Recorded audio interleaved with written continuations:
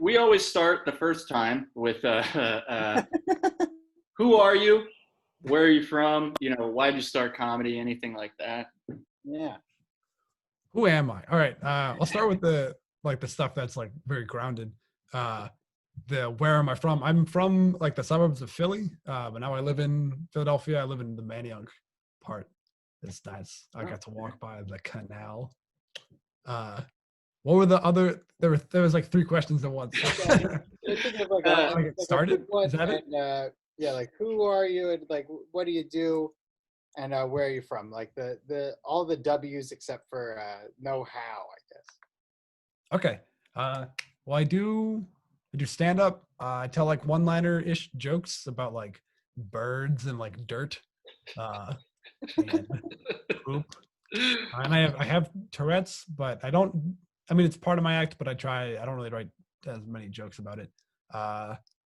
That's who I am. That's my total identity. It's the gist of my art and my disease. But then yeah. Wait, shit, fucking. How did I get started? I started doing improv my sophomore year of college because a good friend of mine from high school went to college with me as well, and he was like, "You should do improv comedy. I think you would like it." And I didn't know anything about improv because I don't think it had become quite the meme that it was going to become yet at that time.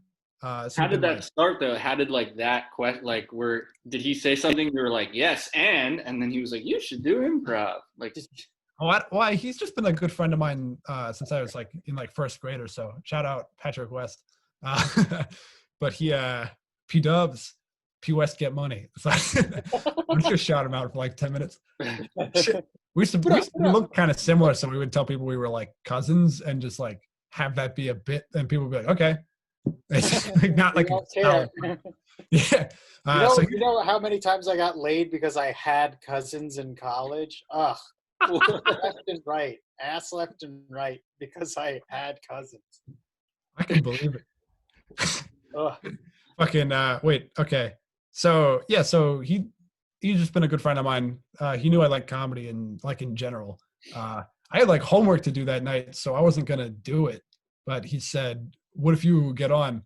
So I just didn't do my homework, went, and there was like apparently 2 rounds of the auditions, but after the first round, I posted on Facebook because they told me I made it to callbacks. I didn't know what callbacks were, so I posted on Facebook, I made it. And then I had no clue that I hadn't made it yet. So then but luckily I did end up making it. So it didn't look like it. Where was that at? That was at Drexel. Yeah, Benny, you're talking about the pretty well-regarded Drexel football team, right? I mean, I guess at Drexel, yeah, people. I don't know if they have a reputation outside of Drexel. Is that like something you've heard? I mean, I personally, I went to Temple, and I remember that the thing about it was west side of Philadelphia was you guys, the Drexel football team, and it was Mask and Wig Club at Penn, and those were like the shows that you would go see. But like I don't know, the Penn kids like never went anywhere. But I remember hearing really like, was there like a golden age of the Drexel football team? Yeah, I mean, it felt like a golden age. I mean, it truly like changed so much while we were there. I give a lot of credit to like a few different people, especially a good friend of mine like Dom Arp, who like is like really into like logistics stuff, and he came in and he just like really like rearranged the whole system. We were semi-isolated though. I feel like we didn't like reach out to the Temple people or the Penn people much either. Your so audience? our reputation is interesting. But on campus, we had big shows. What was that, Jarrod? Were your audience just students basically? Yeah, pretty much. Yeah, okay. Big shows though. So we would do 2 a term, and they would get like 200 people, which was crazy. Like wow, the whole time I felt like I was at an improv show. No, I hate. But so you transitioned obviously to a better thing like stand-up and decided that that's the way you're going to do. But were there people that made you transition to that? Like, were you inspired, or was it just kind of like the same thing where someone's like, hey, you're super funny, you should do this? Well, people, people would tell me I'm weird more often than they tell me I'm funny. But but it was actually like through the football team. So that was like how I started performing on stage initially. Also, that was the name of the improv group, the Drexel football team. If I hadn't made that clear. Shit, motherfucker. And There it is. so somebody on the team there did like a stand-up competition, and I was like, oh, I want to try that just as like a passing idea. And so the next year, I spent like a full year writing down jokes, and then I did the stand-up competition, and I lost miserably because I had like, it was like my third time ever going up. Actually, my first set ever was all dirty puns. You remember any? Say, yeah, I do. Yeah. Oh fuck, let me see, because some of them were like references to like real people, so I don't want to do anything that's like, because I don't do that anymore. I don't reference people in my acting because I don't like to do that. That's kind of interesting. Yeah, Okay. I was gonna say, I know that a joke about you is often that, like, I mean, you even said yourself that a lot of your act is like about sticks and God and birds and shit. Yeah. Like, how do you think that? I suppose that this will probably get into some of our questions maybe a little bit later on, but in terms of the evolution of how that sort of happened, you started off dirty puns, but now you're well known in Philadelphia as being someone that's like, you know, about rather simplistic things. Can you talk about how you got to that sort of a place? I realized I was stupid and I leaned into it. It was a gradual process, definitely over time. Like, I mean, I have footage of the third time I ever did stand up. And so the first time was all dirty puns. And the time between that and the second and third time must have been like a few months. So I really like stewed on it. Because the third time is all like these kind of like abstract jokes. Okay, so I'll do one from the dirty puns, and then I'll do one from like abstract. Very excited. Shit, fuck. Dirty puns one. I don't even know if it's a pun, but it was like I gotta Backpedaling your own material. It's amazing. yeah, it's like I got a blowjob from a Jewish girl who used too much teeth. I call it my second circumcision. Oh my God. Yeah, it's so bad. Oh my God. Did the crowd respond well to it when you told the joke? No, they groaned. They groaned the whole time. That's a joke that my dad It's would like go. she did. No, I'm sorry. Okay. What? That's a joke my dad would go. He's raunchy, this comedian. Yeah, I mean, because the dirty stuff isn't. It's a little bit in my heart. Like sometimes I'll write a dirty joke and be like, hell yeah, but it's not in my. It's not in my heart as like my main vibe. Yeah. But so when you started, basically, you kind of just like transitioned to stand up with just the one-liners, and you stuck with the one-liners. Yeah, one-liners from the get-go. So it's always been one-liners then? Yeah, I've done every once in a while I'll do like random ass bullshit. Like one of my favorite ones is I did a like a dancing set, or I've done like 4 of those. But I know Dave remembers one where I put a bunch of sporks in my okay. Yeah. I got a quote from George. Am I pronouncing this right? Bruderman? I don't know. Yeah. I just don't want to shout out George. No, George said, just kidding. Love you, George. George said that you went on stage, you didn't say anything to anybody. You put a bunch of plastic silverware in a beanie. Yeah. You only said I failed out of clown college, and then just spun around for 45 seconds. It was so intensely weird. And then you went at Fergie's, you went into that little phone booth that's there, like, to like try to console with me about it. And you were like, I don't know if that worked, but I think I had a lot of fun. You know? It seemed like it was good. That's awesome. No, it's very funny to hear like my own memories repainted back at me. You know what I mean? It's really cool that you, like I knew you were there for that. So it's neat to like hear hear the other perspectives. But I do every once in a while do like really strange shit because maybe I don't have like enough new jokes or something, and I don't feel like wasting people's time with the same old material. And so like it's not like I'm not working on something when I do that. That's like time to fucking dance, dude. Fucking.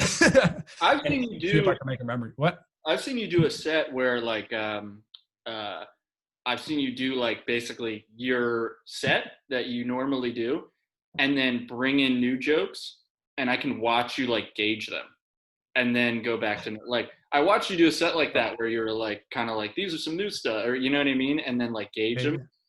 But I feel like sorry, you didn't say these are the new jokes. You just kind of did them, and I'd seen your act. You know what I mean? I kind of think that's cool though, because you have that like I think like so the elephant in the room that I talked about is you were on Tosh.0, which is you know I mean like what I was gonna be like, oh, what was it like to meet Tosh? But I just assume it's like being mansplained something while you're a man as well. Like I just feel like that's his shtick kind of. But like he was actually really nice off camera. He's like actually really? he's surprisingly a sweet guy. I mean just because like his on camera persona is like very like that, but I think he's got a staff of writers and like they all I assume he's one of them. But like it's definitely not his real personality. He seemed shy. Yeah, I feel like that's kind of cool though to like that's what I was like getting to is like was he that person that's on kind of on camera though, which is cool. But then no, he was nice. I'm not really I don't really agree politically with the show. But I don't know what the show is politically. I just thought it was basically like what Rob Dyrdek does, but funnier. Like I don't really know Rob Dyrdek. It's like the clip show or whatever. They just show stuff on the internet, whatever. Or whatever. Yeah. I just thought it was basically the same thing. But then when I had first seen you, I remember I was outside of Fergie's and someone was like, "Oh, he was on Tosh.0," and I remember looking at that. Yeah. That's kind of cool though. I mean, that's funny that people like it's so funny to hear the murmurs of like what people are saying. Also, because recently like it was like 2 or 3 different people said to me, "I like your brain," and it was like within the span of like the same few days. And I was like, "Oh, there's like a group of people who like said that," or so like somebody must have said that, and it stuck because it was like I got the same compliment like 3 times in a row. Yeah, and it's like that was a conversation somebody was having. I was gonna say, and this is sort of always the stereotypical question, but like, did anything really like change so much when you did it? Tosh? Yeah, after Tosh, before and after, do you find that there's any big differences in how things are? Well, that's when I settled down. I met my wife, a happy dog. No, not really. I mean, remarried though. You'd be remarried. According to your set, you would have been. Yeah, you would be remarried. Oh, that's true. Yeah, we're gonna have an ex-wife. Including I don't know. I mean, the reality of your set. Okay. I mean, it was kind of neat because I'd say the biggest change that it's had has been in the Philly scene. Like, people like privately going, "He was on Tosh," as if it like has any like real relevance. I think it does though. That's like a clip that I've seen shared though. That's cool. Like you're on Comedy Central, dude. Like, go somewhere. No. I mean, I appreciate that, but it hasn't had an impact. I mean, maybe it will in the long run. And I'm not trying to downplay it. Like it was really great, and I'm really appreciative that it happened. Yeah. But I don't know. I'm just trying to do some false humility where I go. I mean, you got to meet Andy Kindler out of it, though. You got to meet Andy Kindler out of it. Yeah. He was kind of cool. Yeah, I didn't know enough about him at the time. I wish I knew more to be like, "Hi, yes, this is Andy Kindler." I just like recognized him. I used to listen to a radio show that Andy Kindler was on, and I remember his funniest joke is, "Why do they call them grapes? They're not gray." So it's just, like I was like, oh, this guy's just, yeah. This guy's fun. Chalk Andy Kindler up to "this man is fun." Shall we move right along into our next question? Oh, yeah. I'll take the helm on this one. Benny, we like to talk to people about bombing and the process when it comes to bombing. with your method, because we know you're an eco-terrorist, when it comes to bombs, what do? You put nails in there? What is it? Oh, excuse me. Ed Kaczynski. We're getting deep. I'm a big pipe guy. Big pipe, toilet pipe, right when they flush. Like the cherry bomb and Problem Child. Never. Just when they think they're out. You've seen a lot of movies and TV shows and shit. Oh my god, I was raised by Comedy Central, pretty much. And it shows. Move on. This is about you, not my. Well, when it comes to bombing on stage, like, what do you feel about it? Because I think it's very interesting for like one-liner comedians to speak to this point, because it's like, I've seen your material many times and at a variety of different locations. And you've seen me bomb, I assume. I have. I've seen your. I've never seen you like totally tank out. I don't want to name anything specific, but I know that there have definitely been shows where like people couldn't hear you, and I feel like a portion of it for you has always been like, if people don't hear the full joke and they're not like really paying attention, like it doesn't always land, right? So when it comes to you personally bombing, what do you think is like your approach to that kind of a thing? Does it throw you off kilter? Does it make you feel like excited? Like, walk us through that in your mind. I'm gonna say first, sort of like a callback. I think it's really interesting that like other people are observing so closely and so carefully, because like you mentioned before, I think Jarrod mentioned, like seeing the new jokes, and like you can tell that I'm gauging them in the process. And it's so interesting, like I like wearing my heart so blatantly on my sleeve. Like I feel like I'm one of those people where like my emotions are like right fucking here. And so that relates to bombing, obviously, where if I like, because each joke is living and dying on its own. And so if I say a joke and it doesn't land, like I assume you can see me go like, ooh. You know what I mean? There's like a physical lean in. Have you ever noticed that to a new joke where someone's like, and this happened? You know what I mean? They're like, yeah. Like, McDonald. Yeah. I feel like, like Betty, do you feel like you have that kind of a thing? Like I always felt like you're someone that has a stage mask, if that makes sense. Oh, wow. Yeah, absolutely. I mean, I try to. I mean, and so it's like I try to kind of do like a little bit more of like a goofy affectation to myself, like kind of like a what's happening with birds? You know what I mean? Maybe not as aggressive, but that's so good. Shit, fuck. Let me just do like some bombing thoughts. Some of the worst times I've bombed. The first time I bombed terribly. One of the first times that I had such a bad bomb, there was no laughter like whatsoever. This is really, really early on, of course. Since then I've had that same type of bomb, but like the very first one, I walked around like the neighborhood for like an hour. Right. That's what it just alone in the dark. What's that? It's when it hurts the most. You know, you're so green at that point. Absolutely. Like learning what that was, going like, wow, a room full of people just watched me be a person they didn't like, they didn't find funny. They went like, that guy, no, and you hear it, and you know what I mean. And it's like, you like if somebody doesn't like you, I think a lot of people are like really good at hiding that, or they won't tell you, or they just won't interact with you. But in stand-up, it's like fucking immediate. You know what I mean? They go, no, go fuck yourself. And it's a crowd. It's a group of people going, go fuck yourself. I know that I've seen. I remember there was a show that we did once, and I won't name any names, but there was a show where people were seated at picnic benches, and you were performing on stage. And I remember that I think a thing that we talked about was that people were seated facing away from you, and you had to legitimately like win those people over to physically turn themselves around. And yeah, that's happened a few times. I actually can't figure out the show you're talking about. I was like thinking like I'll tell you after the. tell me after DM me, dude. I want to know. But the worst I ever bombed, my dad was at actually. There's something like it's worse than dead silence. That's amazing. I got actively heckled repeatedly by and like not in like a like pity heckles of people going like, oh no. I gotta get some water, but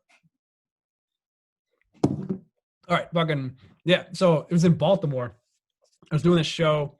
I got booked there through somebody who saw me at like Punchline, and my dad's like, "Hey, I'll drive you if you want." I'm like, "Fuck it, let's do that." I haven't really had him out to too many shows.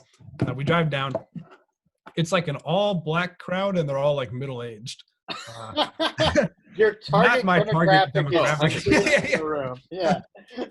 I mean, I want my jokes to have a certain universality to them. Yeah. So like it was a good test to be like, are they universal? And the answer is no. Which is I mean, it's an important thing to like reconsider, but I also think it like, I mean, I don't know, like my excuse for that show, I mean, I probably could have done better. I could have been more confident among other things. But like the lead guy who did really well did like drag and said the F slur for queer people a bunch and like did a bunch of like mentally challenged. Like, at what cost, right? Yeah. Kill at what cost? They crushed. And I like when I was on stage, I was like, all right, I'm gonna get off soon. I remember hearing somebody go like, "Oh, thank God." And I'm like, "Fuck me, dude." And my dad was there, so he heard your own like, father. Yeah. So the car ride home back from Baltimore was like, "Are you sure?" And I said, "Yes." The shame of your father seeing you fail is just, that's awful. Like I feel so bad for you. Like replay for stand-up comedians. That's awful, dude. Like no, Yeah. And then the crowd on top of it, because you're trying to gauge the crowd. I remember doing that recently too, where it was like all black crowd, and I remember being like, I'm kind of eating shit, but I'm kind of doing okay, or whatever. And then the next comedian went up and started with, "Just so you know, this isn't the Apollo." And they went nuts. And I was like, oh shit. It's like, it's a weird thing where you have to like figure out what a crowd wants. And sometimes they just want you to make fun of them. You know what I mean? Like your material doesn't work for them. You know what I mean? That's such a weird thing. Like, I don't know. Absolutely. It just takes years and years to figure that out. But yeah, I mean, I think that, like, be racist. Yeah, there's certain stereotypes that we fit into. Sorry, what's that? I was saying just be so deeply stereotyped that they can't ignore you at some point, you know? Like into the Jewish. I also have in the first probably 2 years that I started, I did like a packed black room, and I bombed. So I was paid in shrimp. They paid me in a shrimp platter. And I bombed. It was in Delaware, and I walked in and I was like, I can't believe I'm about to do this. And you know what it is? I think. Do you find that when you bomb, like, sometimes people will say when I talk to stand-up comedians, they say like, I've been through the worst social experience that a human being can endure, so I fear almost no social experiences anymore. I actually don't think that's true. I mean, I agree. I don't really fear certain social experiences. But that's just like, I don't know. I feel like that's like more of I do feel like it does generally harden you. But like, I can think of social experiences from my life that I've liked less than bombing. Do you know what I mean? Right. Yeah. Bombing is like, it's surreal, but they're mostly strangers, or if they're not strangers, they know they've seen you do well. If you bomb every time, then that's the worst possible. Then you're bad, you know? But like, yes, they're either strangers or they know that you're just bombing. For the most part. But like, I've been like, for some reason coming to mind is like this camp I went to where I made like a bad impression on the first day, and nobody wanted to hang out with me for the full like week.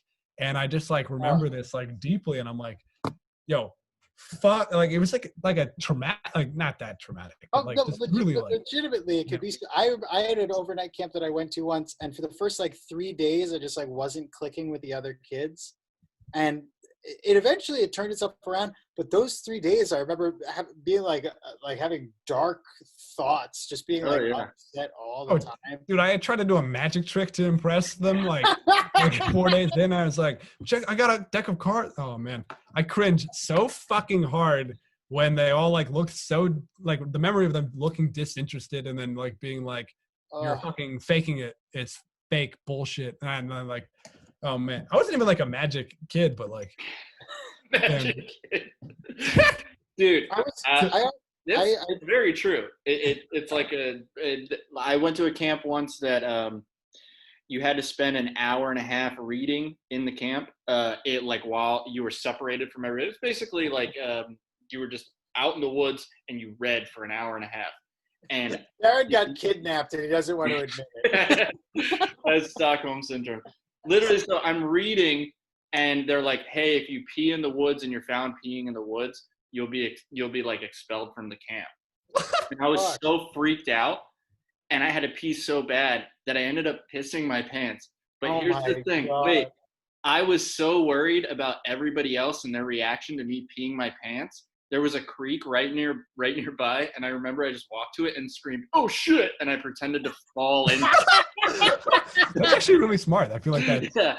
So I just got soaking wet, and then no one knew I pissed my pants. Oh my hell God, yeah, Jarrod. But that's how much I wanted people's acceptance that I was going to be like, hey, it doesn't make sense to make 6th graders pee alone for an hour and a half with a book and not let them pee. That is the thing. I teach 6th graders right now, and the levels that they will go to be socially accepted are disgusting. It is absolutely wretched, the things that they say and the things that they do to try to impress each other. I wonder if that's the peak of it. Like, I wonder what age it's like. Well, that's the thing about 6th graders is that you're so like you don't have empathy. I often say to people, like, when people are like, why are my kids so bad? Like, sometimes I'll have parents come up to me and they'll be like, why is my child like bad? And it's a very uncomfortable conversation. But I have to say to them, like, this is the oldest that they get without like really developing a lot of empathy or like understanding a lot of things about responsibility. And it's like this interesting dynamic where it's like, this is like a crest point and it's going to like fall away. But it is weird. It's weird to talk to, especially to comedians, about that kind of a thing. Like what you did in 6th grade to like gain acceptance and shit. Yeah. Like that. Oh yeah. No, that's for sure. I mean, I definitely like begged my parents for things I didn't need. You know what I mean? Like I definitely tried to wear clothes that didn't work with my personality or Abercrombie and Fitch, baby. Oh, you got a big American never do that. Nike sneakers, Abercrombie and Fitch, and getting Old Spice deodorant because you saw a commercial for it. Dude, everybody just smelled like, it was like in 6th grade, it was like you smelled like shit naturally, and then you sprayed it on naturally. Yeah, right. That's the thing is, I remember we watched the movie that like explains what sex is to you, like the super underfunded sex education system video that's supposed to like be like we're over and done with, and it's sponsored by Old Spice, and everybody got sponsored by Old Spice. Legitimately, wow. Oh, that's so got a little stick of Old Spice, and the next day everybody came in smelling like it. And I remember telling a friend of mine, I was like, did you put on the deodorant last night? And he went, yeah, dude, I put it all over my body. And I was like, dude, you're not supposed to do that, because I had read the instructions on the back. Oh. And it says apply to underarms. And he was like, I put on my forehead and under my neck. And I was like, no, dude, you're going to die. Like, that kid fucked. Yeah. Right. Wow. Oh my God. Free. You see those tag commercials where it's like they would spray it in like a leading line down to like their crotch. Yeah. And like tag, lead the way. Oh, can you imagine the fucking all the fucking like shark skin suits being worn at that board meeting or like whatever, like the platinum table that they're all standing at. Yeah, man. how do we just market kids who smell like shit to smell more like shit? Basically. Right. Yeah. Somebody showed me a picture of Axe body spray the other day, and I was like, what a fucking blast from the past. But truly, it had its moment in the sun. Oh yeah, dude. That all that five. Didn't you have a five gum bit? I do. I do have a 5 gum bit that's like super undercooked. Like it works, but Oh, I only love one it. line of it does, and most of it's build up and shit. Yeah. What's the line that works? I want to hear the line that works. The line that works is it's about the ads that used to come out for it. Do you remember those? Because they like Oh yeah. This is how you feel when you chew 5 gum. Wait, like just how one you second. 1 second. I remember the debut of the five gum bit, and and this is just my David impression. He goes, "Do you remember five gum?" And asking me if I remembered five gum. I was like, yes, please do this bit. I cannot wait right now. I remember because I'm always very nervous right before I like put a thing together.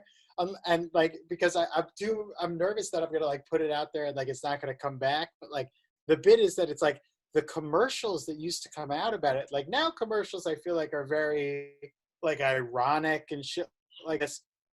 But it was like this very serious question. And the line that I always do is, it was like, how it feels to chew 5 gum. How would you like to get a hand job at a ball bearings factory? 5. And so it's like that kind of a thing. It's like just the intensity of it, I think. As you could tell, it's like a half-baked kind of a thing. No, I want to jump us into the, just to get to the end of this question real quick. In terms of biggest bomb, just to get back to where we were, what do you think is the biggest bomb you've ever seen someone else do? Oh, that's so good. You don't have to name names. Oh man. It's hard to remember. Don't worry about time. Yeah. We can edit this thing too. Don't worry. Yeah. Okay. My thoughts.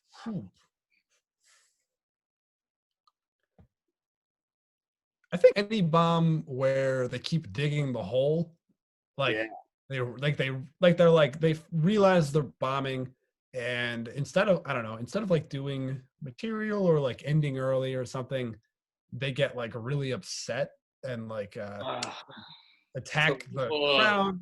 I saw this one person. Wait, actually, I ended up like getting a ride home with this person.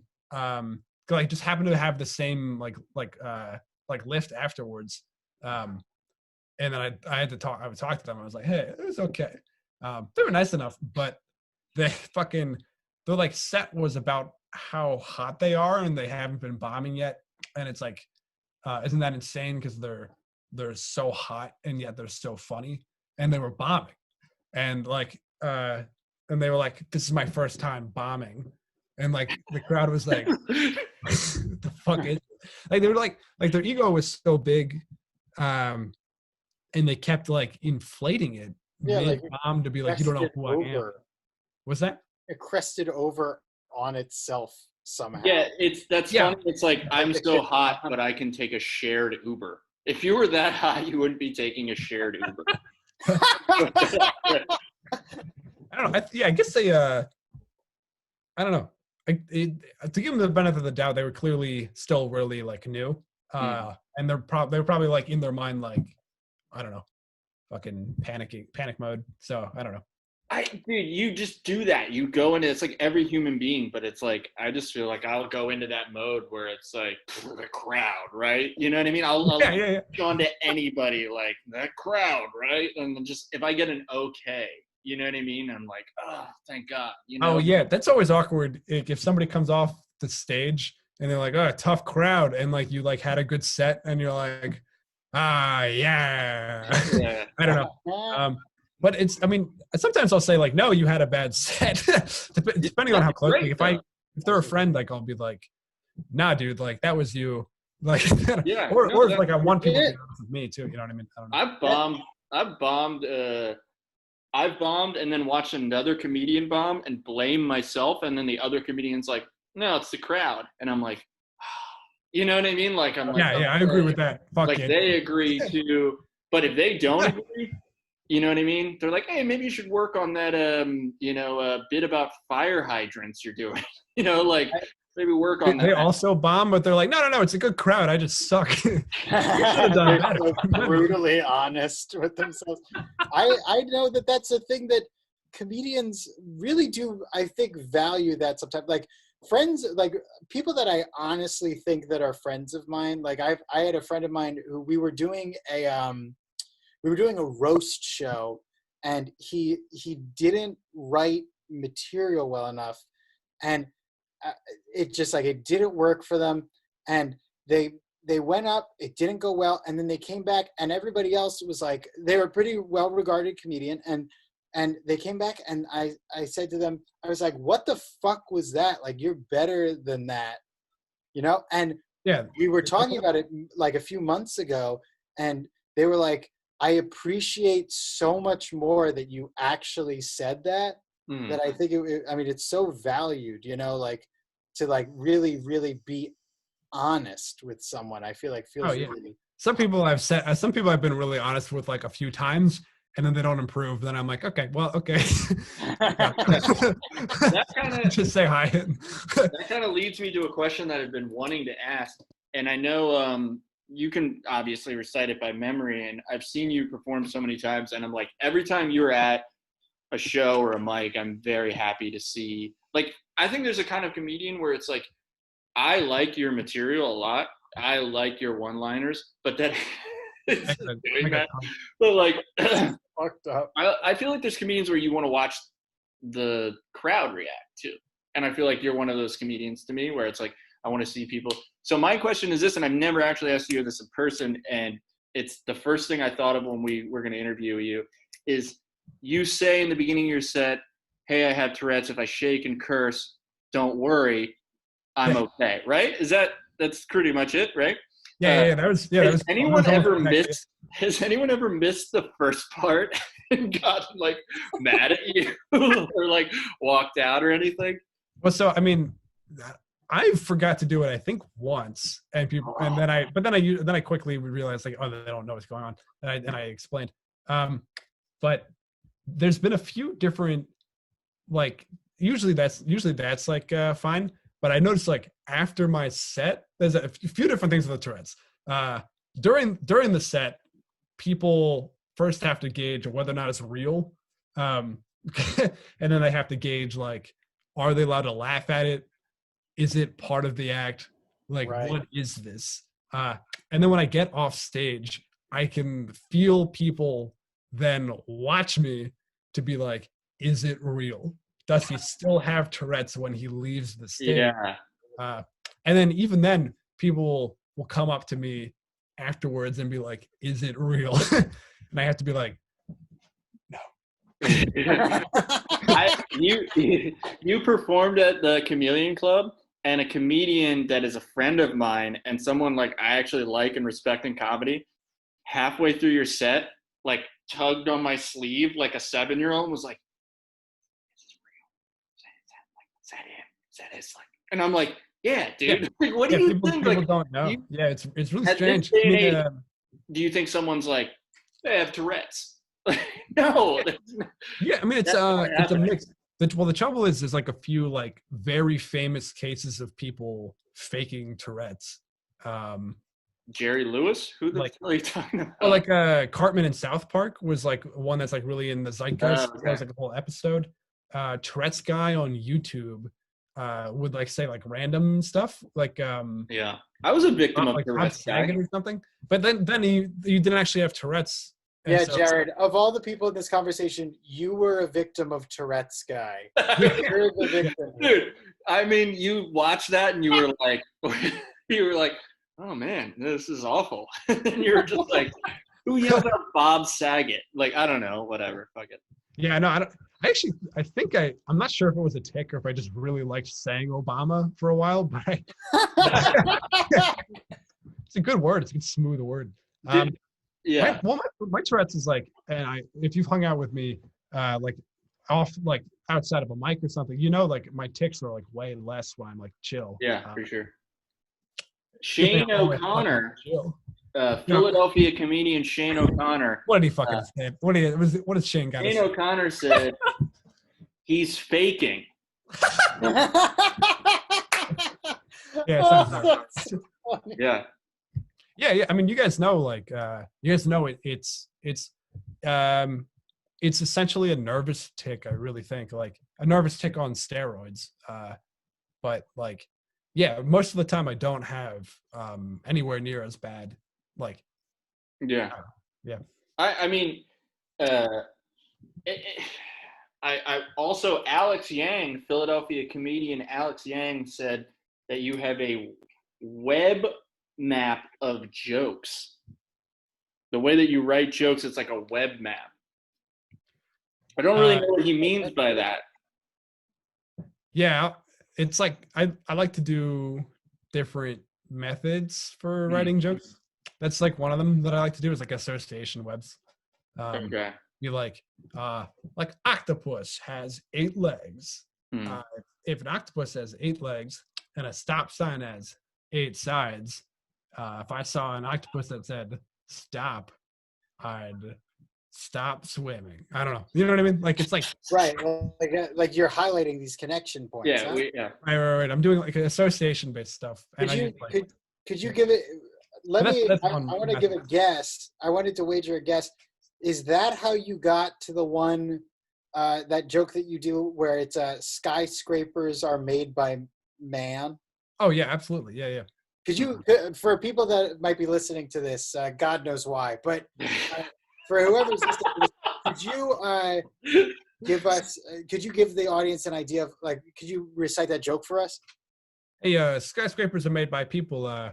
What's the fucking deal with that, huh? What's going on there? Who the heck thought that was a good thing, huh? Bada boom, and then you bada bing, buildings are so tall. What the heck? Only Italian here. All right, I'll tell you the joke. Just saying. So it's modern skyscrapers are made out of glass. Glass is made out of sand. Sand is made out of seashells. Seashells are made by sea creatures. The sea creatures are made by the gods. The gods might have been made by people. So in a sort of a twisted sense, you could say that modern skyscrapers might have been made by people. So that's a really good joke, and I feel like is one that not only shows like it's not even a one-liner kind of a thing. It's like an interesting formatting kind of a deal. Do you find that, because I always find that, because comedy, I think, is less about finding jokes than it is about finding a formula and plugging those things in, or at least I feel like it would be for people that write the way that you do. And I don't mean to project or anything, but like when you have that kind of a thing, are you saying to yourself like, oh, I've put in like the best thing for that sort of scaffolding that's going to be built up in it? Or I'm putting with the like the base level like stuff that's going on there, I'm not putting the best scaffolding that like possible. I'm not looking at it going, yes, the best possible like structure around like the root level like ideas. I'm going like what's the fucking first scaffolding I found, and let me dig around with that. I mean, not always. If the first stuff I find is dog shit, then I'll keep looking. Do you think the jokes start from one-liners like that though? Like that? The jokes start with different pieces. Like it really depends. I mean, like sometimes I'll start with like just like the concept of like hummingbirds is something that I've been like really trying to write jokes about for a while, because you don't see too many hummingbird things. And so so like then you'll get like it's very unique, it's deeply. Sorry, that's so good. Just a comedian at the open mic who's like, I got a hummingbird joke that's gonna wallop these people. Like, I'm sorry, that's just hilarious to me. Thanks, man. You want to hear a hummingbird joke? Yes, please. But before you tell it, I want to say that is so something to me that it's like an art form of like you're making people laugh over a fucking hummingbird. You know what I mean? Most people have to find out. No, I'm just saying most people have to go up and be like, you ever live with a woman who's menstruating? You know what I mean? You gotta be like, what the fuck? You know? I don't know. Yes, please, hummingbird joke. I'm sorry. That's a good metaphor for a hummingbird. I'm sorry. I'm trying to, I mean, yeah, I don't know. Anybody can do this. It's just you just got to be stupid about the right thing. It's That's great advice. so, fucking, hey, birds are symbolic for different things. Like a dove is peace, a hawk is war, owl is wisdom, eagle is America, a hummingbird is look how good this TV screen is. That's I love what you said there, though. That before your half-assed joke, I loved what you said about. I have one twisted tea, and but I loved what you said about you have to be dumb about the right things. That does reverberate really well. Do you find that it's like I find that it is one of those things where it's like you just have one of those thoughts that sort of just dumps out of your head, and you're like just like sit with it long enough. What do you like? Because I think a lot about joke writing is about joke like thought identification and thought listening. Could you dig a little bit into how that sits for you? Yeah, I mean, I'll bye, Jarrod. I wasn't going to call him out, but if you want to. I like to. Are you a journaler? Look at, like, what's it? I was just saying, like, are you a journaler? Are you someone who keeps a notebook? What's your kind of a thing? I have a spreadsheet. Legit? Yeah. I have a spreadsheet of all the jokes, groups into like different like phases of like where I think they're at and like what I want to do with them and like different like styles and stuff. Interesting. I use a software called Airtable. I really do think like being organized is like very important for this because it's like I have all one-liners and so I can't be like, oh, I'll do my dog bit and have that be a 5-minute thing. I have to do 20 jokes and I have to have all of those jokes somewhere. And so like now I've got like a few hundred jokes and they're not, most of them are terrible, but I like have to have them somewhere so I can go, what are my jokes? What are they? Yeah. But when I actually like, so getting like an initial concept, like if I like just 2 things that I really like, shit and fuck. No, sorry, man. That's gonna. God damn it. That's like a perfectly timed like tick. That like people will be like he's faking it because that's like one of those like pure perfect riffs. Anyway, right. There's 2 things I really like.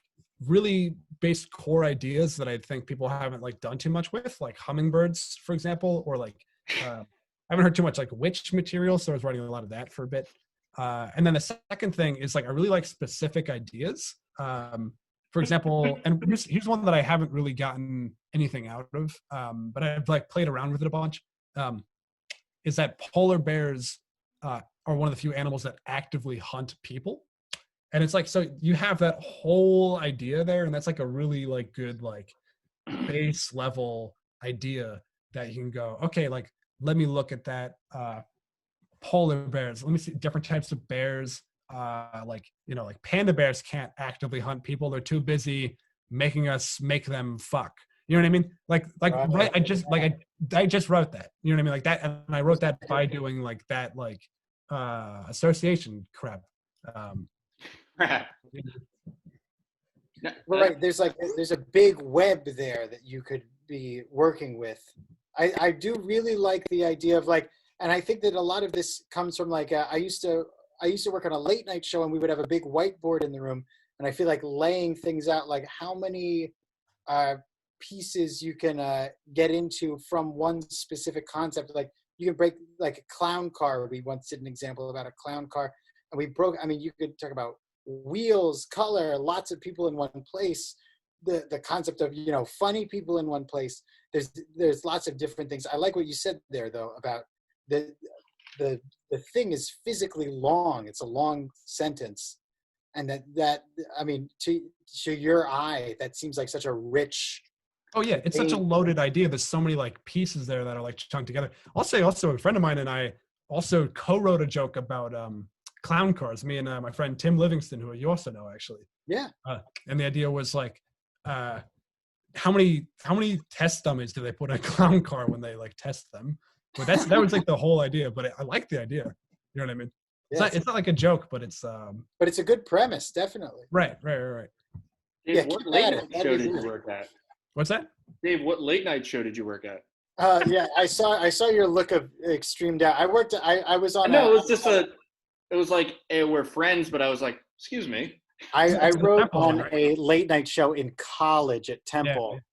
Okay. Called Temple Tonight, and I was one of the first writers on that team. But like there was I'm not saying that to toot my own horn, but like that it was like an interesting thing of like, you know, developing voice, but also I think that developing someone else's voice, I think, is a really interesting thing. Like when you're writing for someone else. Benny, is that something that you've ever done? Like, were you ever a writer like for a show or anything like that? No, I never written for a show. I haven't written. Okay, our research department is fucked up right Yeah. now. So we have a No, bunch but of interns. Jamie didn't pull that up. Yeah. To give you an But, idea about our intern but situation, improv- I have my laundry hanging in my bedroom. The first one. We're doing great. I think we're doing great. Don't worry. I like where we've gotten. I would definitely say that improv is like very like you have to know other people's comedy styles.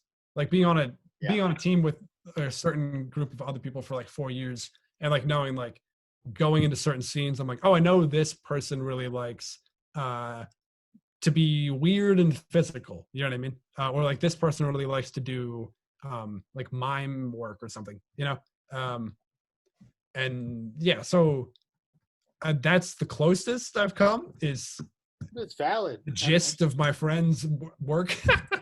I mean, I'd like to sometimes at Mike's, I'll like if I hear a joke that is like close to working, I'll like something fun is to like, and I assume you guys do this. Yeah. You go like, well, how would that? Yeah. How would I have done that? It's a great thing. It's like seeing a comedian that's your friend and seeing them try something and then you add something to it. Recently there was a comic talking about homeschooling and like then they talked about their anger and I was like, yeah, you could say like as being homeschooled, you were a son and a student, you were a brother and a student and a brother, you were a killer and a school shooter, you know, like Okay. You know what I mean? I was like, you know, I don't know how dark you want to go, but like there's so much to that. You know, it's awesome to be able to do that and to have that comedic mind and have that friendship, which is so cool to like go up to someone and be like, hey, here's like a tag or here's something, you know what I mean? And they respect it. I do not take tags. No, you won't take a tag? No. I don't. I mean, I'll give them if people want them, but I'm doing that just to like for the sheer sake of playing with the joke. I'm not actually trying to give them a tag. I'm saying, but will you take one? Like if someone No, I won't. I don't take tags. I know that. You know why I know that? Because I tried to give you one once. I tried to give you a joke once. Yeah. So bad. It was a one-liner I wrote, and I said that a lot of people start bands, but a lot of people don't finish them. That's funny though. I remember saying. And I remember being like, "This is a Benny joke." Yeah. I just don't.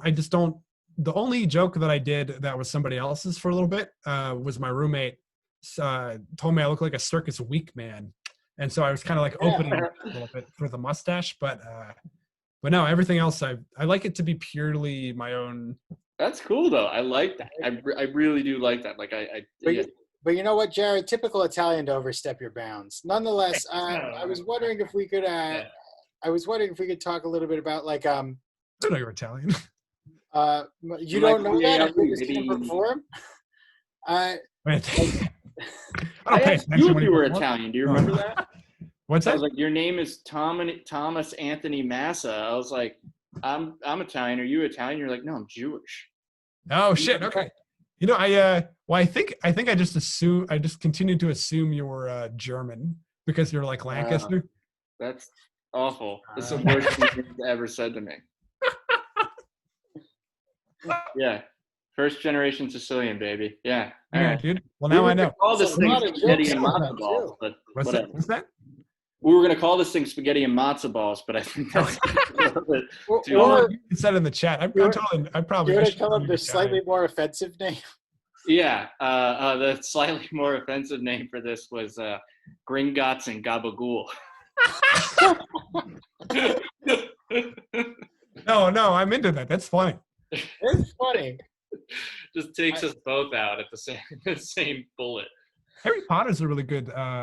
That's like got so much good like joke stuff. I mean, just getting back, I'm gonna tie it all back in, where it's like there's some media that people just haven't seen, and so you can't reference. I mean, all media is like that. Like you can't reference like certain parts of Harry Potter unless you like really give it. Like they have that chess board that is like alive or whatever. Yeah. You can go on stage in Harry Potter. They have a chessboard that's alive. Boom, you got it. You set up the whole idea, but you can't just say wizard's chess. And I've seen like comedians just say wizard's chess. I'm like, dude, half this people don't know. Not everybody has seen it. You know what I mean? Maybe that's not a bad example because that's not like it's more likely people have seen it. But you get what's a movie that like Ghostbusters? Lethal Weapon. Yeah, Lethal Weapon. I have not seen Lethal Weapon. Because of Winn-Dixie. Right. Yeah, I haven't seen that either. I haven't seen Because of Winn-Dixie. You haven't seen that fucking movie? No, I got no idea what that is. Wow. So like if somebody were to reference like some specific concept from them, right. Then I'm like, it's lost on me. But there's certain stuff that's just in the zeitgeist. Like if somebody hasn't seen Star Wars, they know what a lightsaber is, you know? Yeah. Okay. I see what you're saying. Yeah. Yeah. I do want to ask you this because I think I'll be heavily editing. I do want to ask you this. So we did Biggest Bomb. I like this thing. I don't know if Dave's gonna like it, but I really like basketball, so I started this idea. But it's called Put 'em on a Poster. It's where you dunk on a comedian. You got to tell me. There's got to be something. Dave also was saying another way to do it was like, is there something in comedy that bothers you? Is there somebody in comedy that bothers you? Is there something you want to go away in comedy? David Feinberg. That sucks. You're just trying to eliminate another Jew? Is that what you're trying to do here? Step on my turf, says Benny. It's the same turf. I am actually what I'll go after is comedy that is too mean. Like sometimes stuff needs to be taken down for sure. Like it's the concept of like speaking truth to power or whatever is like I don't mean to be too dismissive of it because I do really like that stuff. Like I like Carlin and I like Hicks. I know I guess you don't like Hicks. Oh, that was just a joke. That was like a joke. But I mean, do you really want me to say something? Like I can say it in like a couple sentences. Do you really want me to? I am curious. Yeah. No, I just think that Bill Hicks says everything that you think when you're 16 years old, and then he just said it on stage, and everyone was like, "Oh man!" It's like it's just every fucking kid who smoked weed and bought a van, and you know what I mean, lived in it or whatever. You know what I mean? It's like the universe is everything. You know what I mean? The door is ajar. It's like, yeah, I get that. You know what I mean? I don't want to rant. I'm gonna edit that out. Okay. just saying, like, I don't know. It's just fucking, like, who cares? You know what I mean? Like, really, like, I get it. You smoke weed. Yeah, I don't know. Whatever. Yeah. I mean, I guess my thoughts are that there's like. Anyway, Benny, what is your thought about this? Yeah, sorry. I have more thought. You want more? Aunt Mary Pat? No. There we go. For Bill Hicks, I think like the weed for one thing was like when he was doing it was edgier just for the time, as well as some of his other material. Like he's actually like a really writer, and like it's like kind of like lost in sort of the rant. Like people don't quite realize because they think he's a ranter, and he is. But it's like the jokes within that are actually pretty tight. Right, he's still a writer. Right. Even if you disagree with the stuff, but and I do sometimes. Yeah. Fucking. Yeah, so okay, I think a lot of people, a lot of their comedy is based on like pointing out like, I don't know, like annoying social patterns or like making fun of people or like whatever. It's important and it's informative, but sometimes I'm like, let's be nice. But I don't know. I mean, because sometimes it's really helpful and pushing stuff, and there's ways to do it where it's like. You can either just point it out and be like, look how fucking dumb this guy is, or you could do like a satire of it. You know what I mean? You could do like something like more subtle, that points out all the same flaws, but is more like funny. Yeah. You know, I don't know. Yeah, no, I mean, I get it. And like, one of my favorite comics is Seinfeld, but like, you know, you don't need to do 5 minutes on airline peanuts. You know what I mean? You don't need to bring these people down who are just serving you drinks in the sky. You know, like it's kind of dumb. You know, I get what you're saying though. Yeah, it's yeah, me. Yeah. No, he's not exactly the person I was thinking of, but Oh, okay. Well, I wasn't like, God damn it, Jerry Steinfeld. He's so annoyed, and that makes me annoyed. No. That's what That's the most Jewish thing that can happen. Is being annoyed. That's the most specific tick that Benny has. Being like, God damn it, Jerry Seinfeld. Annoyed at annoyance. That's really good. No, I don't know. Well, I mean, airline. I think it's funny because I think there's some people who have such a conviction for certain things in comedy. You know what I mean? Like, oh yeah. I mean, I said the Bill Hicks thing, but like, if someone is, I would be like, oh, people go up and talk about therapy.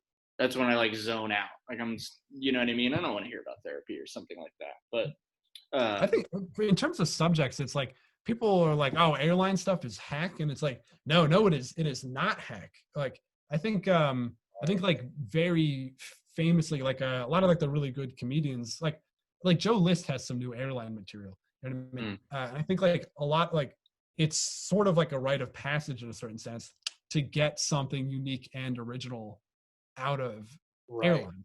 What's already there, yeah. What's been done, and yeah. Right, like Julio Torres has a I feel like I said his name like with a flavor. Didn't mean to. I'm a white man. Or I hope I pronounced it correctly. Anyway, he's got a whole bit in his act, like his whole Shapes show. He has a bit where he discusses, like, one of his like shapes is the curtain on the airplane that separates first class and like middle, whatever. What is business class? I don't know. Yeah, whatever. I'm not on airplanes much. What the like coach. That's a bit not on airplanes much. Right. But like if you didn't know, like if you like I was looking at it, I'm like, oh, that was an airline bit. You know what I mean? Yeah. I'm sorry, I still can't get over the idea of Jarrod doing Jerry Seinfeld if he never made it. I'm not on airplanes much. Hey, what's the deal with not having any food? What's up with when you're getting on the Greyhound bus and everyone is sweaty? What's up with EBT? I mean, you know? What's EBT? Is that electronic bank transfer? No, that's. EBT is food stamps. EBT. Oh, I'm sorry. Yeah, I didn't know that. Wow, that's the most Jewish thing you've ever said. What's EBT? Anyway, I don't know. I didn't know it had an acronym. It's interesting that you mentioned Julio Torres because I do think that he is someone that is slept on by people. Do you have a dark horse that you think is someone that people sleep on comedically right now? I mean, there's a lot of people who I think are hilarious who will eventually rise. A lot of people in the Philly scene for sure. I'm not going to name names there because I don't want to start name shit. Seven. David Feinberg. David Feinberg. David Feinberg. Jarrod. Micale? No. Not my name. Jarrod Micale. But whatever, it's fine. Yeah. That's why I thought it was German. Everybody gets it. It's insane. I remember the first time I went up, Kat shook my hand as I got up to the mic, and she was like, I was like, no. Yeah. She said that to me after my set.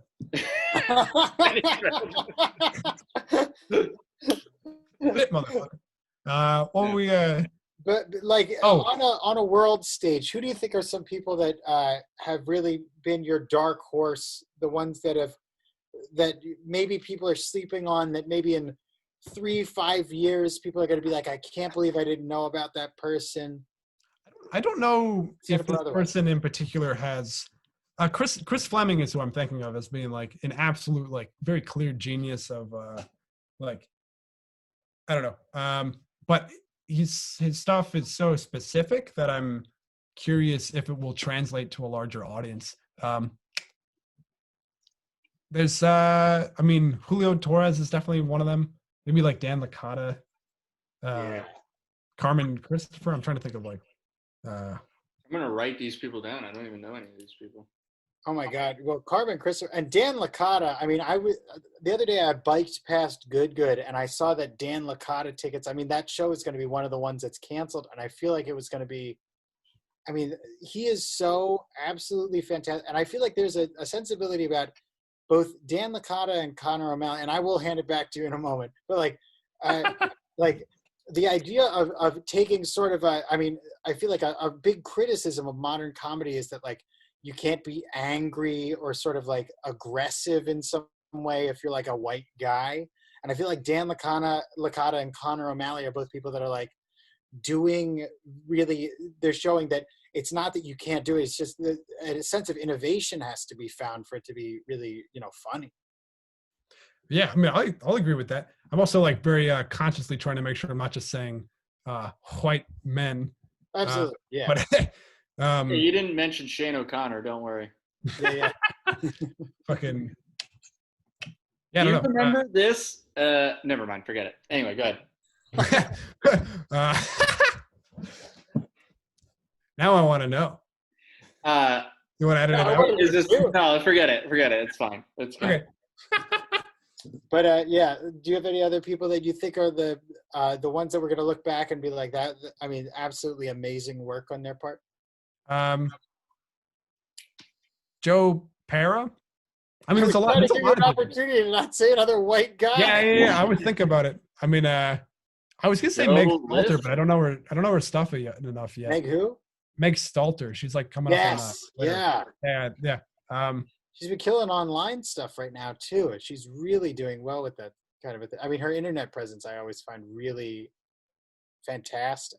I'm loving this though. I'm like so mainstream. I was like, he's gonna say Sam Morril. Like I was like, like yeah. I was like, oh, this is awesome. This is awesome. Like, within the same Sam Morril like zone, it's like I think like Dina Hashem. I think she's a really good writer. Yeah. Rachel McCartney is somebody who I've been that XXX Tentacion joke that she had was amazing.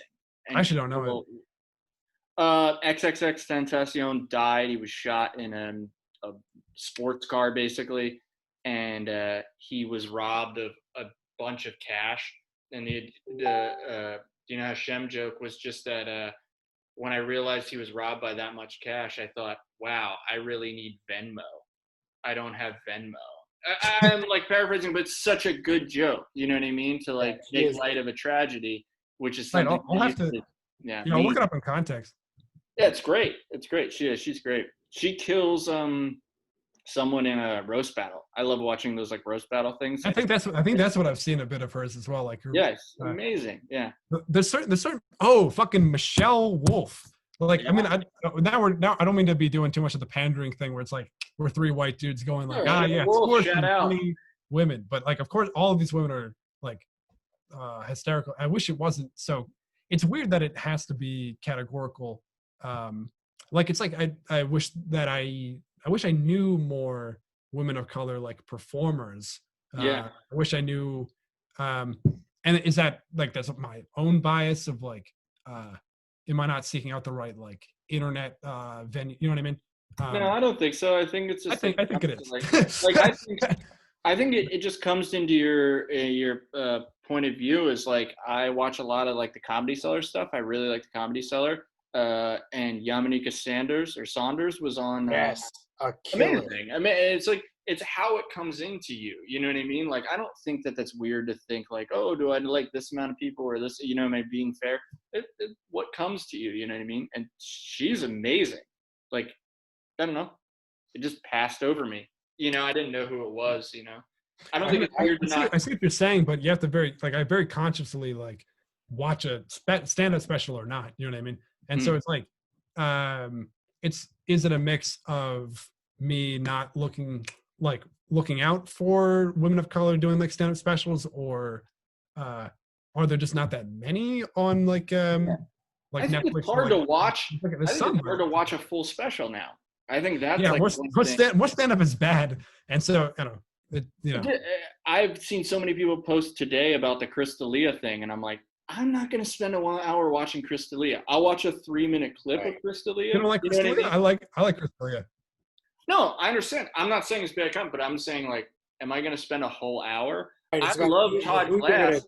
Dedicate that time with. Yeah, I love Todd Glass, and I went back and was like, I'm going to watch this whole Todd Glass special. And I got like straight 35 minutes in, and I was like, I got other stuff to do. You know what I mean? Like, he's great, but you know what I mean? Like, it's hard to dedicate a whole hour. Well, I also find that there's a lot of different things where it's like I love Eddie Pepitone. I'm a huge Eddie Pepitone fan, and I find that some, like, when it comes to almost anything, there's like a certain flavor or there's like a flavor to like a certain type of thing. Like, I would classify Eddie Pepitone as being sort of like doomsday comedy, and I can't sit in that for too long. I find like. I mean, I find it like very depressing after a while. If I want to dedicate, like, it depends also what mood I'm in, what mood I want to have conjured out of what I'm watching. I don't know. Do you have anything that you could say to that, Benny? I mean, if I'm in a specific mood, I'll go find specific people, that sort of thing. But I do want to get back on the idea of, like, in terms of like what comes to you, it's definitely shaped by the zeitgeist and like the power positions. And like right now there's like very clear like chunks and groups of like Joe Rogan, and I mean I like him as a person. I don't know, I think he's a nice enough guy, but he very clearly has like a collection of like comedians in his umbrella, whose comedy is like edgy. I mean, even his own comedy, and it's I don't know.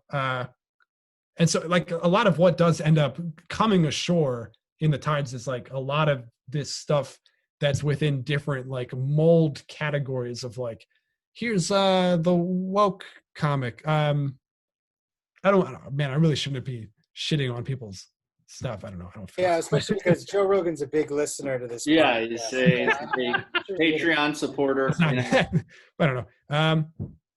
What was that? Fucking thinking. Speaking, Nikki Glaze is somebody who I recently have been like, oh, she's a genius. You know what I mean? Mm-hmm. Like, just very clearly. Her on the roasts are amazing. I've not watched the special yet, but like, yeah, her on the roast is amazing. Her special is banging is amazing. Yeah, it's really good. It's unbelievable. Really well done. Yeah, I'll have to check it out. I will. I just think it's crazy to dedicate a full hour to watch someone do stand up. I think I watched last full stand up I watched was Dan Soder, because like that's a great special too. Yeah, 18 people were like, watch the special. I was like, oh, I can't disagree with that many that amount of people. Yeah, I watched it like 3 times. I don't know. That's a good one. I still have not watched the Dan Soder. What's your number one, Benny? What's your my number one favorite special? I don't know. If you had to pick like a top 3 or maybe like a Mount Rushmore of stand-up specials, do you have any that come to mind that might like be in your top 5 maybe? I would definitely put one of like Dave Chappelle's like early 2000 ones there. Oh, like Killing Me Softly? Like that? Yeah, I'd have to. Yeah. It's one of the two. It's like Killing Me Softly or one of the whatever the other one was called. Mm. I don't remember what it's called. Damn. Definitely one of Mitch Hedberg's. Jamie, pull that up. No, I will not become the tech guy of this podcast. We need a tech guy. Who can we get? We got to get an intern. I bet we could give someone college credit for this. I bet we could find a way to pretend that this is for college credit. Is Lyle still college? Can we get Lyle? Lyle's doing better than both of us. We're doing a Zoom podcast. Lyle's making things for Adult Swim. Yeah. I feel like we're just like going off the rails, but I do remember at that roast battle, someone just being like, it was such a great joke. It was like, Lyle has been rejected by Adult Swim twice. How weird do you have to be? That's such you know who it was? TJ Swigert. That was definitely TJ Swigert, because there was only one round of the cave roast battle, and TJ Swigert was up against Lyle. And I give it to him because like that was like an impossible task. Lyle, to be a really weird comic, I feel like in a roast, especially, you're like untouchable. Yeah, he took it so serious. I love that. I loved watching Lyle's face the entire time. Killing Me Softly, For What It's Worth, I think that's what the other is. Yeah, one of the two. I don't remember which one I liked more. Mhm. But I thought those were two like phenomenal specials. No, fucking Absolutely. Chappelle is amazing. Yeah. His recent stuff I like disagree with politically, but Was Brennan not behind that though? I don't see. Neil Brennan. I don't know. Yeah, Neil Brennan right here. what's it? I like his. I think he's a good like writer, but I think he like knows he's a good writer, and it like shows. Yeah. You know what I mean? Yeah. I mean, he started as like I watched a thing with him, and he started as a doorman, and he listened to all the jokes, and he would think of tags and things like that, and that's how he started. So it's like basically just standing at the door listening. It's awesome. You know, that's like an awesome start. So yeah, I mean, I don't know. I don't know enough about him. I feel like David, do you need to wrap this up? Are you okay? All right. I'm just I'm waiting on a dinner. Hot Pocket? What's in the microwave? I'm getting a friend of mine is getting a hysterectomy live in the other room, so I should probably. No, makes sense completely. That seems sterile. Yeah, no, I don't know. I just maybe we should go towards winding down. Yeah, no, 100%. We're at about like an hour and a half. We can edit down. I don't want these to be too long. Benny, thank you so much, dude. This was really fun. Yeah. This is fucking like explode. I forgot we were recording for like a little bit. I was like, oh yeah. I thought I was like hanging out with my boys. That's that's nice. That's what we're looking for. All right. Of course, who want to know all my opinions on comedy. I'm going to roll this, and then we're going to say goodbye. But thank you for coming, Benny. I really appreciate it. This has been awesome. Thanks for – I don't even know if anyone's going to listen to this, so tell us. That's what this is going to become. Yeah. This was fun. I had a fuck ton of fun. Absolutely. That's a thing. That was a blast. All right. I'm going to stop recording. Thank you. Say goodbye, everybody. Thank you so much, Betty. Bye, everyone. Hey, eat my goddamn ass. Fuck you.